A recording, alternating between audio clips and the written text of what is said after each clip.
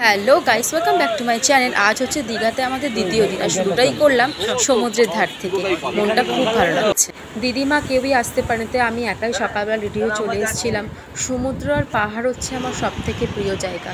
এই দুটো জায়গায় এলে আলাদাই একটা শান্তি লাগে। সমস্ত মনের দুঃখ মনে হয় সবটাই মনে চলে গেছে। তো সবার হয়তো শরীরটা খারাপ ছিল, কিন্তু সমুদ্রের পাড়ে খুব ভালো লাগছে বলে বোঝানোর মতো নয়। আকাশের সাথে চারিদিকটা এত ভালো লাগছে, সকালটা খুব মিষ্টি। তো আমাদের হোটেলের অপোজিটেই সমুদ্রে আসা এটা একটা রাস্তা ছিল, খুব সুন্দর রাস্তাটা, পুরো সবুজে সবুজ। আমাদের তো খুব ভালো লাগছিল এই রাস্তাটা দিয়ে আসতে।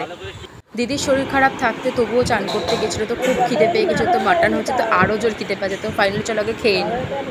ফাইনালি আমরা রেডি হয়ে মোহনাতে চলে এসেছি মাছ ধরতে। আর এই যে ড্রেসটা দেখছি আমি পরে আছি, এটা দাম নিয়েছে মাত্র 100 টাকা, যেটা আমি দীঘা থেকে কিনেছি। সত্যি জামাটা খুব সুন্দর। আমার সব থেকে প্রিয় মাছ হচ্ছে ইলিশ মাছ। তো ইলিশ মাছটা দেখে মনে হচ্ছিল খেয়ে নিই, তো দারুণ লাগছিল। তো আমরা এখানে অনেক ধরনের চিংড়ি মাছ দেখতে পেয়েছি।